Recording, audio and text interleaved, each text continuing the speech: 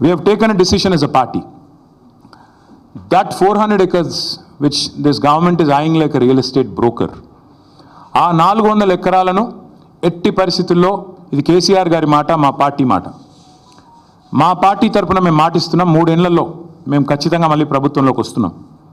ప్రభుత్వంలోకి వచ్చిన తర్వాత మేము ఆ 400 ఎకరాలని మొత్తం హైదరాబాద్లో, మొత్తం తెలంగాణలోనే అతి పెద్ద ఈకో పార్క్గా ఏర్పాటు చేస్తాము. ఇప్పుడే నేను స్పష్టంగా చెప్తా ఉన్నా, ఈరోజు ఎవరైనా రేవంత్ రెడ్డి విసిరే బిస్కెట్ల కాశపడి, రేవంత్ రెడ్డి చెప్పే మాటల కాశపడి ఆ ల్యాండ్ 1 ఇంచ్ ఎవరన్నా కొనుక్కున్నా మళ్ళీ కుండ బద్దలు కొట్టినట్టు చెప్తున్నా, మమ్మల్ని తర్వాత అనొద్దు. ఖచ్చితంగా ప్రతి ఇంచు తిరిగి వెనక్కి తీసుకుంటాము. ఒక అద్భుతమైన ఈకో పార్క్, ఎట్లా అయితే ఒక సెంట్రల్ పార్క్ ఉంటుందో మన్హాటన్లో, ఆ స్థాయిలో ఒక అద్భుతమైన ఈకో పార్కును హైదరాబాద్ ప్రజలకి గిఫ్ట్గా అందిస్తాము.